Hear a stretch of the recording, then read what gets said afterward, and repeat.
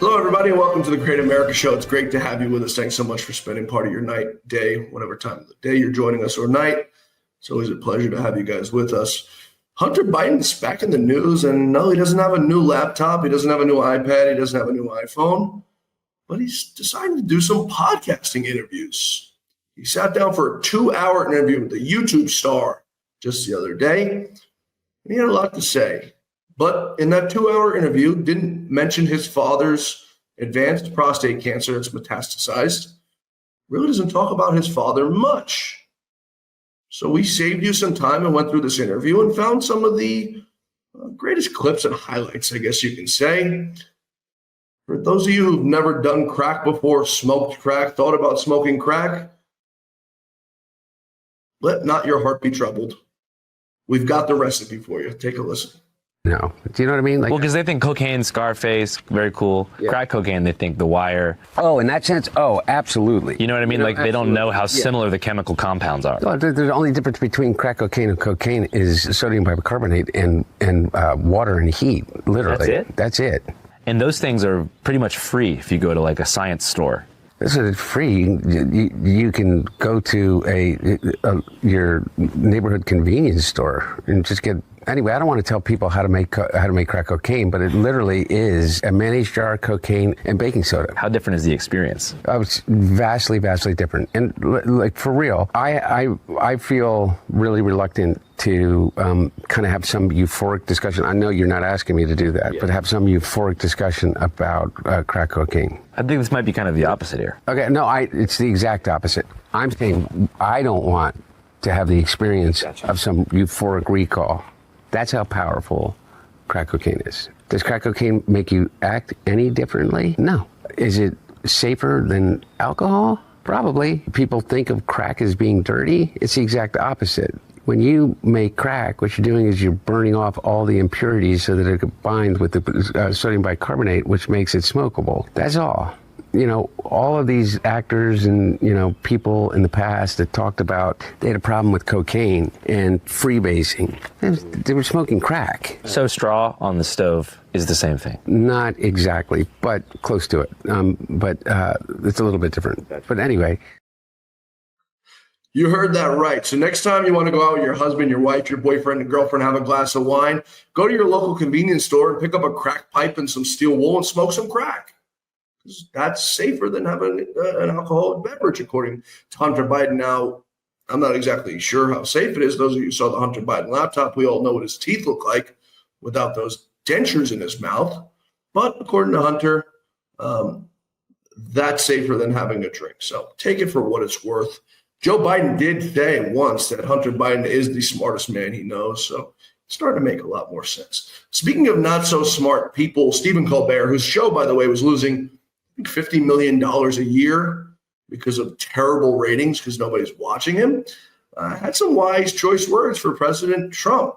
Now, you may not like Donald Trump, but we all have respect for the office, whether it was Joe Biden or Barack Obama or George Bush or Bill Clinton. We all have respect for the office of the presidency, except, of course, if you're Stephen Colbert and you're unemployed in the coming months. Take a listen. On Friday, Donald Trump posted, "I absolutely love that Colbert got fired. His talent was even less than his ratings."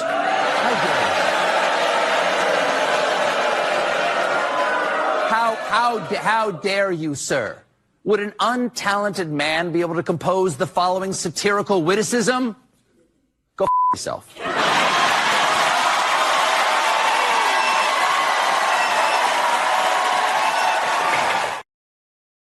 For good measure, Stephen Colbert, this is for you. Fired. You're fired. You're fired. You're fired. You're fired. You're fired. Fired. Fired. Fired. You're fired. Fired. Fired. You're fired. You're fired. You're fired. Fired. Fired. Fired. You're fired. Fired. Fired. Fired. Fired. Fired. Fired. Fired. Fired. Fired. Fired. Fired. You're fired. Fired. Fired. You're fired. He's fired. His show will be canceled very soon, cease to exist, and he'll go off into irrelevancy just like the rest of them do. Maybe they'll start a podcast. Seems to be the popular thing to do these days. Who knows where he'll go. While all that was happening, while Hunter Biden was teaching how to make crack and Stephen Colbert was losing his mind over Donald Trump cheering on that he's now been fired, He was in the Oval Office today, and he's been unrelenting the past few days on Adam Schiff, James Comey, Barack Obama, all the people who decided they were going to stage a coup against him. First, we'll bring you the clip of Adam Schiff, who's now under investigation for mortgage fraud. Imagine that, mortgage fraud. Take a listen. One more thing on Adam Schiff. Director Pulte reports that Adam Schiff claims he lived in a one-bedroom apartment. Now, how does a family of four, and you're a developer, a very successful developer, how does a family of four live in a one-bedroom apartment? Now, it looks like Adam Schiff really did a bad thing. They have him. Now, let's see what happens. It's not up to me. It's not up to, I stay out of it purposely. But it's mortgage loan fraud. It's a big deal. He defrauded banks and insurance companies and the federal government. But it's very simple. It's mortgage loan fraud. And you're right. It's a lot of people to live in a one-bedroom apartment, right? But he put it down. But he has a lot of other things far worse than that. So, no, Adam Schiff, they have him 100% on mortgage fraud. Now, if it was anybody else in this room except you would have no problem. But anybody else in this room, you'd have a problem. I'd have a problem. As I said, Schiff, far from the only person who's been having a rough week. Comey, Hillary Clinton, a name you haven't heard quite some time. Another one having a very rough week. Take a listen to some of his comments on what is next for them and what's more importantly, what's next for the country. Well, based on what I read, and I read pretty much what you read, it would be President Obama. He started it. And Biden was there with him, and Comey was there, and Clapper. The whole group was there. Brennan, they were all there in a room. Right here, this was the room. This is much more beautiful than it was then, but that's okay. I have nice pictures up. They came out of the vaults. They were in there for 100 years. This is much more beautiful.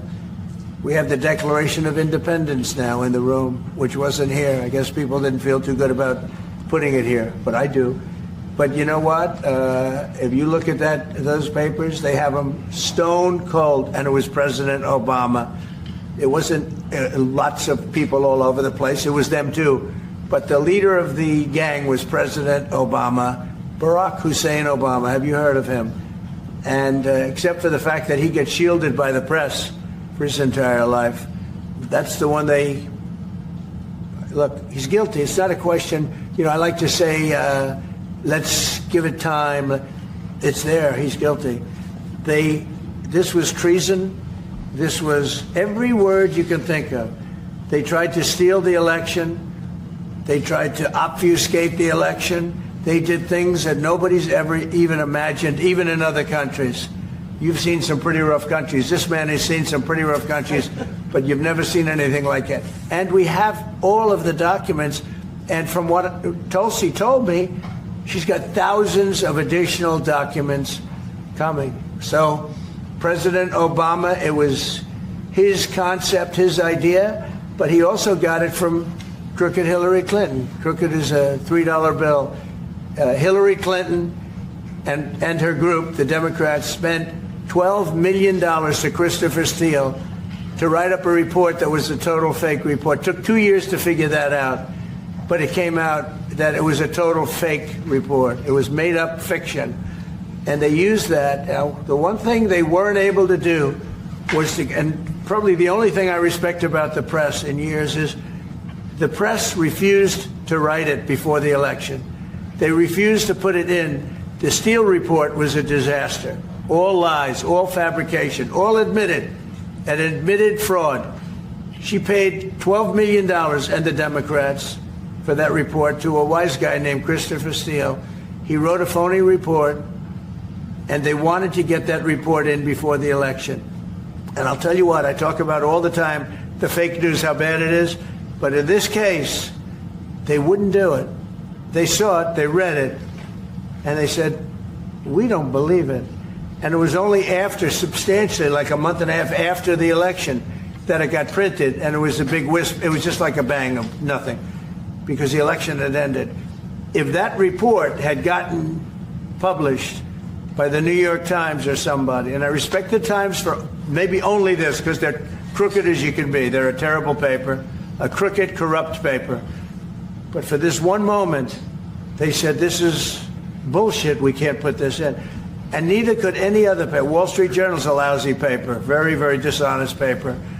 As you see, I'm suing them for a lot of money because they do things very badly.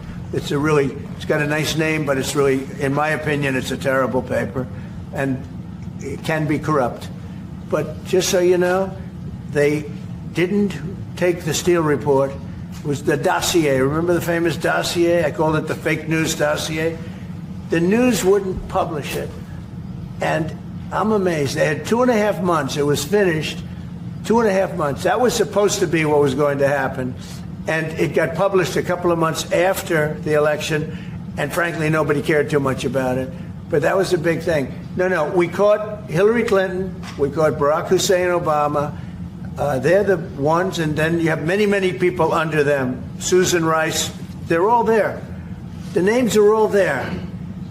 And I guess they figured they're going to put this in classified information and nobody will ever see it again. But it doesn't work that way. And it's the most unbelievable thing I think I've ever read. So you ought to take a look at that and stop talking about nonsense, because this is big stuff. Never has a thing like this happened in the history of our country. And President Trump taking that fight to exactly those people who have sought to undermine American democracy in this country, and him and his administration for the last 10 years.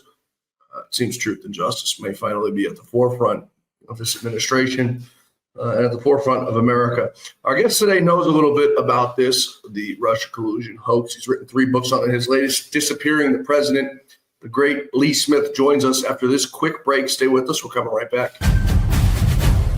You're still looking good. I'm still feeling good. You know, I've got all your MyPillow products. Mattress topper, bed sheets, MyPillows, towels, slippers, blankets. I'm interrupted this commercial to do something I've never done before. Get 2 MyPillows absolutely free on orders of $100 or more.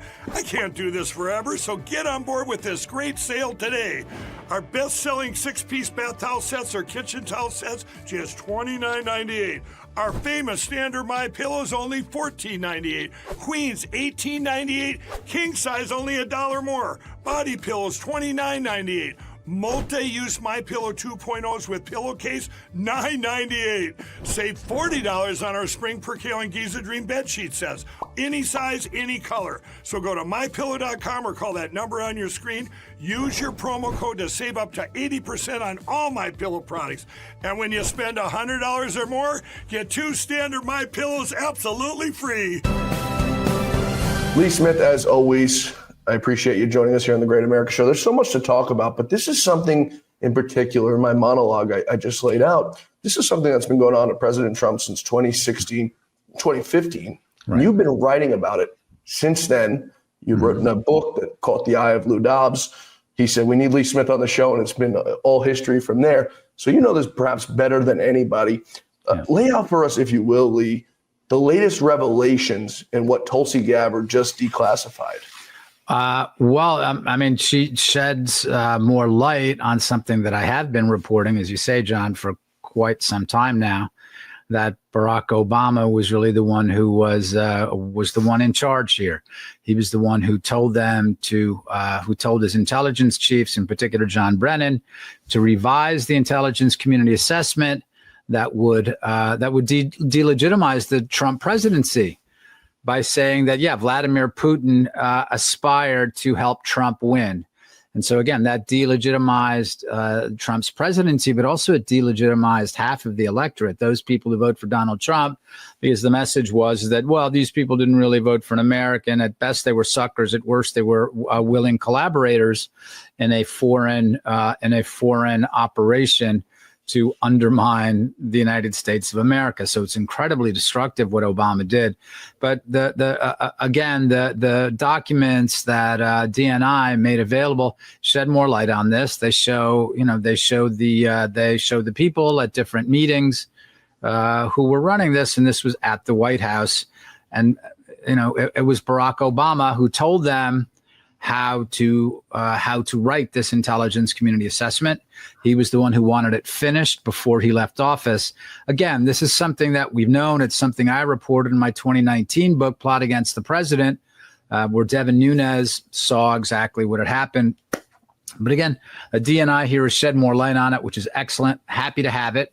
But it is something that we've been talking about and something that we've known for quite some time. So this is something I've taken big issue with, and I've always asked Lou this question, and he said he would tell me one day. Unfortunately, he's no longer here to tell me the answer to what he believed was the question, and it was why Donald Trump set this precedent of not going after corrupt politicians, and one of them was Hillary Clinton. Yeah. Take a listen to him being asked about it today. The witch hunt that you should be talking about is they caught President Obama absolutely cold, Tulsi Gabbard. What they did to this country in 2016, starting in 2016, but going up to 2020 of the election. They tried to rig the election, and they got caught. And there should be very severe consequences for that. You know, when we caught Hillary Clinton, I said, you know what? Let's not go too far here. It's the ex-wife of a president, and I thought it was sort of terrible. And I let her off the hook, and I'm very happy I did. But it's time to start, after what they did to me, and whether it's right or wrong, it's time to go after people. Obama's been caught directly. So people say, oh, you know, a group. It's not a group. It's Obama. His orders are on the paper. The papers are signed. The papers came right out of their office. They sent everything to be highly classified. Well, the highly classified's been released. And what they did in 2016 and in 2020 is very criminal. It's criminal at the highest level.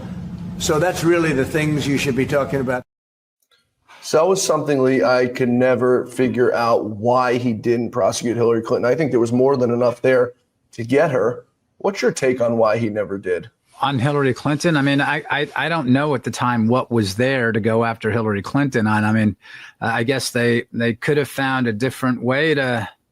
Maybe they could have reopened the email investigation into her mishandling of classified intelligence, because FBI documents show that she definitely mishandled classified intelligence. Mm-hmm. And in fact, there was some information that came out of the Department of Justice this week showing that, showing different problems with that investigation. And in fact, I've reported this before too, that one of Hillary's emails that she sent she was on the tarmac in St. Petersburg, June 2012, and actually July 2012, I believe it was, early July 2012. She replied to an email to the president at the time, Barack Obama, and it appears that those emails that allowed her email to be hacked by the Russians, and maybe Obama's too. Because this report that came out this week was talking about Obama's email being hacked, and that's probably how it happened. So, is that what President Trump could have gone after her for? I guess there wasn't enough information yet about what had happened with what was going on with Russiagate. Though it's worth remembering, the first person who really understood what Barack Obama had done is Donald Trump himself in it was March 4th, 2017 tweet saying, just found out that Obama had my phones tapped at Trump Tower. The President Trump didn't have the details exactly right, but he was basically right. And they said he was crazy, Lee. They said he was Well, yeah, they said it was crazy, right. No one understood, right. They said it was crazy and libelous and scandalous and whatever. But Donald Trump was right. But, John, I would say the bigger problem is not what the New York Times and the Washington Post were saying, what we were expecting to say, because that Republicans weren't listening, right? Mm-hmm. Republicans weren't paying attention. And that's why, why I kept writing about this, kept saying, look, none of this happens without top cover. And the person at the top was Barack Obama. Yeah. John Brennan, James Comey, James Clapper. These were all cabinet posts, but they're all bureaucrats finally, right? Bureaucrats don't act unless they have top cover. So that's obviously what happened. And again, these documents that were released last week by the DNI give us more information on that. Yeah, it's indisputable the amount that you've written on this compared to perhaps anybody, and I'm talking about everybody at Breitbart and everybody at the Gateway Pundit. Those are two of my favorite. Right. I mean, I wrote 3 books on it, so right. I'm saying it's indisputable that you have this perhaps better than anybody, maybe even more than Donald Trump, which is why you've I think, invested so much time in it because you know the miscarriage of justice and the disservice to this country that it's brought forward. Now, let me ask you a question. We've heard about these Epstein files maybe being deleted, maybe being washed away, whatever the facts may be. I'm not talking about that. But we have heard that maybe some things were deleted. Why would Joe Biden allow these documents to not be destroyed? Is there some sort of animosity between him and Barack Obama? Regarding Epstein? No, regarding these documents. So if they deleted the Epstein documents and others were destroyed, why would Joe Biden, if he was in office for the last 4 years, allow these documents to still be there? You mean the stuff showing that Obama was at the head of? Yes. Was at the head of this. Well, Yes. I mean, Biden wouldn't have known where they were. Remember how deeply these documents were buried, right? So I'm not just referring to Joe Biden's cognitive challenges. I'm also saying that Devin Nunes, when he was leading the congressional investigation, they were supposed to give him everything. Right. So he should have gotten stuff like this. And then remember that Kash Patel was working with Rick Grinnell at DNI at the time, and they were very aggressive, declassifying lots of stuff, as was John Radcliffe, who followed Grinnell. Well, Rick Grinnell was the acting DNI. Then Radcliffe had the position. It was confirmed. So these people are all looking for stuff, and they found a lot of stuff and declassified a lot of very important information, as did John Durham. So again, kudos to Tulsi Gabbard for finding this stuff. It's great she did, but that's I mean they buried it for a long time. So again, why even? Let me ask you, if you're planning on, I mean, it's treasonous to try to overthrow a president, it's treasonous to try to do what they did. Why would they? Do you think they were stupid or just flat out brazen to be keeping documents on trying to overthrow a president? Again, I think a lot of people didn't know where these things were. Look, there must be tons of stuff that's still. But why even have them exist if you're Barack Obama? Because I can't go into, I cannot speak with any authority on how the record system works. But remember, these things are supposed to be digitally stored. So this goes to the heart of the whole Mar-a-Lago story as well, right? We're really going far afield here, but I'll explain. When they tried to frame Trump for stealing documents and taking it to Mar-a-Lago, none of these were original documents. There were 2 original documents that Donald Trump was holding, right? And these were, or was probably holding, this was the letter that Barack Obama left for him in the Resolute desk in 2017, and also his correspondence with Kim Jong-un, right? Everything else was a copy, because that's the way the world works now. Now, if we all go and we think about it and we look at how we're looking at our phone, we're watching you and me on our computer or whatever, that's how the world works. That's how records are made digitally. Right. So, again, I can speak with no authority about how we all know how they're created, but whether it's easy to delete records like this from an electronic system, they probably too easily. But it's, again, that's going into a lot of detail. No, I understand all that. But Lee, I'm just thinking back then when the mafia was doing hits on people. When the mafia was saying, "Hey, we're going to whack this," doing hits on people, they weren't keeping records digital, right? And you remember they weren't even writing it down. Keep records when you're in the mafia, right? That's the whole story about Casino, right? That's how they all get brought down, right? That's why it's just so mind-blowing to me. If you're going to do something as stupid as that, because they're bureaucrats. This is the key. We have to understand. This is the key to the story. This is what bureaucrats do. They keep paper around to cover for themselves. That was the tip-off the whole time, and that's why you know that Barack Obama was running it. That's why they kept records to show who's calling the shots, and that's why you can find all of this stuff, because the bureaucrats need to keep it to cover themselves. Who said it's okay for me to do it? Well, this guy in charge. It was the number one guy. It wasn't me. I didn't give the orders. I'm just following orders here. That's the way bureaucrats have been the world over since the beginning of bureaucracies. So you're asking why those records are there? Because it's a bureaucracy. Now, those records will be buried. They have been buried, but they'll be there. I hear every day about the products you all wish MyPillow carried. Well, guess what? We probably do. Slippers, bathrobes, pet beds, blankets, mattresses, sleepwear, loungewear, duvets, comforters, pot holders, aprons, oven mitts, and so much more. And they're all on sale. For example, get our best-selling standard MyPillows for only $14.98. Body pillows, $29.98. 6-piece bath towels or kitchen towel sets, just $29.98. Multi-use MyPillow 2.0s with pillowcase, $9.98. Save $40 on our Spring Percale and Giza Dream bedsheet sets. Any size, any color, and so much more. So go to MyPillow.com or call the number on your screen. Use your promo code to save up to 80% on all MyPillow products.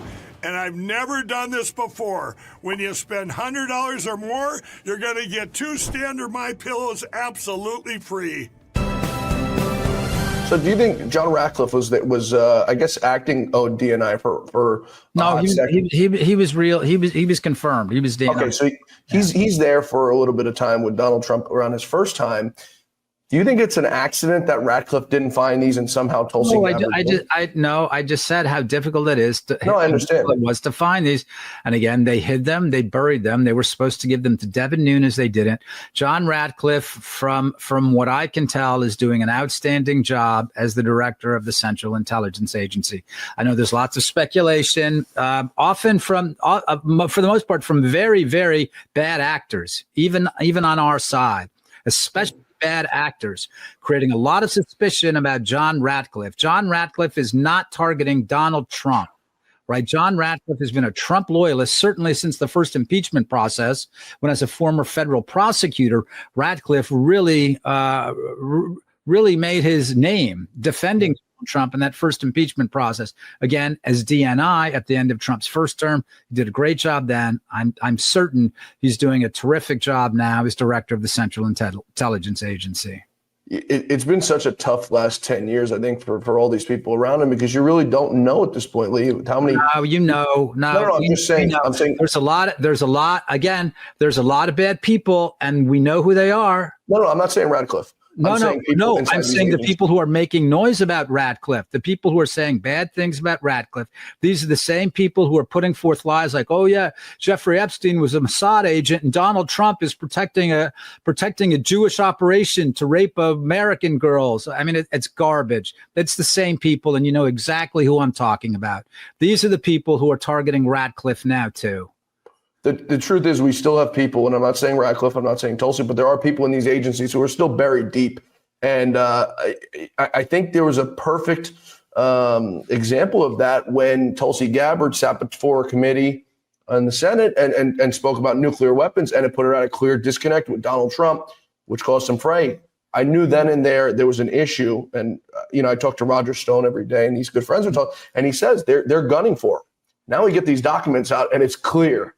It's clear why there's people gunning for Tulsi, there's people gunning for Ratcliffe, because these guys are trying to figure out what you said, where the metaphorical bodies are buried. The DNI, as you said, when she started talking about Iran's nuclear weapons program, you're right, John, that put her at odds with the president in a very significant way. I don't know if people are gunning for her or not, but that put her at odds with the president, and that's something between the DNI and the president to resolve in whatever way they can. She absolutely deserves credit for, again, finding these documents and shedding more light in a very important historical and political issue. I mean, this is an enormous issue for Americans now and going forward. The similarities are so big between Tulsi and Trump, right? Neither of their parties wanted them. Neither of their parties did everything they could to try to extinct them of them. The Democratic Party was very successful in getting rid of Tulsi Gabbard and stealing and cheating from her. The Republican Party was almost successful in 2016 for an overwhelming amount of voters. I think, she's doing a terrific job at what we've got. So how do you think this whole process now progresses? Do you think that this will finally be a time where people could be satisfied with an investigation from our Department of Justice / FBI? I think that people should be optimistic. I mean, we see from, their reports that I believe that John Solomon at the top of the list is reporting that, that he believes that DOJ and FBI are building a case. And the person who's now FBI director, Kash Patel, he was the lead investigator for Devin Nunes. Yeah. So we have the right people in place. There's no reason for us to be Pollyannish. We see the different challenges and what it's going to be like to build a case, to bring charges and to win convictions, to put some of these very bad actors in orange jumpsuits. But I think that also we shouldn't be pessimistic. I mean, we elected Donald Trump because we were optimistic about the country. Elected Donald Trump because of the optimism, because that Donald Trump, promised to get certain things done. So again, the idea that we're going to go south on that and say, no, I believe that nothing is ever going to happen. I mean, that's, that cuts against the grain of what Donald Trump's second term is supposed to be. We're supposed to be optimistic that things will happen, that wrongs will be righted, that there will be redemption and justice. Yeah. So, no, I think that we should be optimistic, and I certainly am. The way I see it, Lee, is that these Epstein files and what many people are calling mishandling of them was a test. You saw what happened for the last 2.5 weeks. People were not stop talking about it.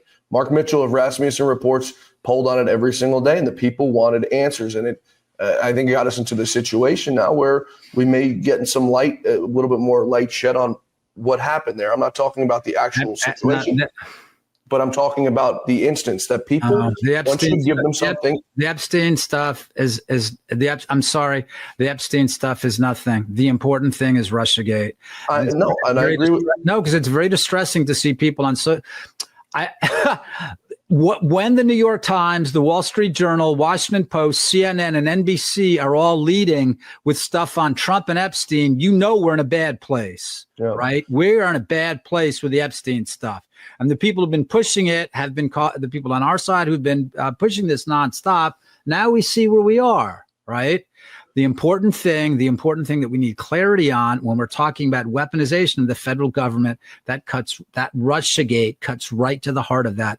That's where that started in 2016. We can talk about Epstein in some other time. No, I wasn't even talking about Epstein. I'm happy to walk your great audience through it and explain how many holes there are in that story and why this is, and why it's very unfortunate that this was revived once again. The big story is Russiagate.